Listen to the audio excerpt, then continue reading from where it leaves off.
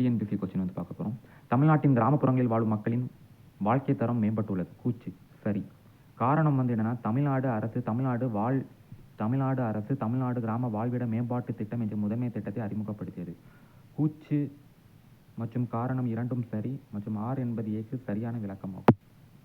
இந்த கொஸ்டின்ஸ் வந்து எப்போ கொண்டு வந்து இந்த ஸ்கீம் வந்து எப்போ கொண்டு வந்தாங்கன்னா, தாய் ஸ்கீம்னு சொல்லுவாங்க, தமிழ்நாடு வில்லேஜ் ஹெபிடேஷன் இம்ப்ரூவ்மெண்ட் ஸ்கீம். 2011 2012 அம்மாவுடைய ஆட்சியில் வந்து கொண்டு வந்தாங்க. இந்த ஸ்கீம் வந்து rural development and panchayat department கீழே வந்து வருது. இந்த தாய் ஸ்கீம் வந்து என்ன சொல்லுதுன்னா, ஊரக பகுதியில் உள்ள கிராமங்களுடைய உள்கட்டமைப்பு மேம்பாட்டிற்காக இந்த தாய் ஸ்கீம் வந்து கொண்டு வந்தாங்க. 2011 2012 இந்த ஸ்கீம் வந்து அறிமுகம் செய்யப்பட்டது ஜெயலலிதா அவங்களுடைய ஆட்சியில். இது வளங்களின் சீரற்ற விநியோகத்தில் உள்ள இடையூறுகளை போக்கவும் அனைத்து கிராம குடியிருப்புகளும் குறைந்தபட்ச அடிப்படை கட்டமைப்பு வசதியை வழங்க.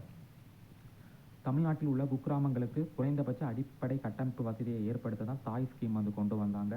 அதிமுக ஆட்சியில் 2011 2012 டைம் பீரியடில் கொண்டு வந்தாங்க. என்ன துறை கேட்டனா, ஊரக வளர்ச்சி மற்றும் ஊராட்சி துறை. குக்கிராமங்களின் உள்கட்டமைப்பை மேம்படுத்துகிறது. ரைட்.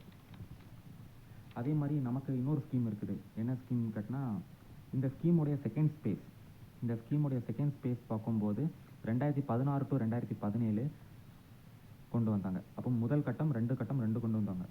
முதல் கட்டம் பார்க்கும்போது குக்கிராமங்களில் வந்து குடிநீர், தெருவிளக்குகள், சாலை, இடுகாடுகள் போன்ற அடிப்படை வசதிகளை மேம்படுத்துவது. ஓகேவா?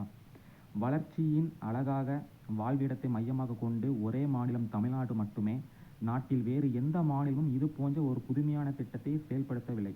தாய் ஸ்கீம் இதே மாதிரி எந்த ஒரு மாநிலத்திலும் இதே மாதிரி ஒரு ஸ்கீமை வந்து கொண்டு வரலன்னு சொல்கிறாங்க.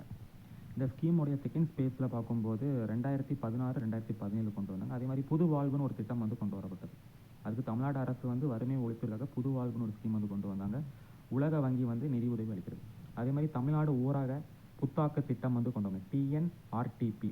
அதே மாதிரி அந்த டிஎன்ஆர்டிபி ஸ்கீம் தான் வந்து வாழ்ந்து காட்டுவோம் என்னும் பெயரில் வந்து வேர்ல்டு பேங்க் நிதி உதவியுடன் தமிழ்நாடு கவர்மெண்டால் செயல்படுத்தப்படுகிறது. அதுவும் வந்து வறுமை ஒழிப்பு மற்றும் பொருளாதார மேம்பாட்டு திட்டமாகும்.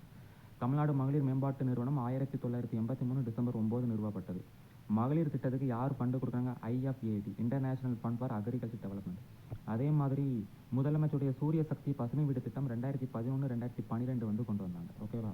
இப்படி தான் படிக்கணும். அப்போ ஊரக வளர்ச்சி சம்மந்தப்பட்ட எல்லா ஸ்கீமும் நம்ம படிச்சிடணும். அதே மாதிரி ஒருங்கிணைந்த ஆண்கள் சுகாதார வளாகம். ஓகேவா? Integrated man sanitary complex.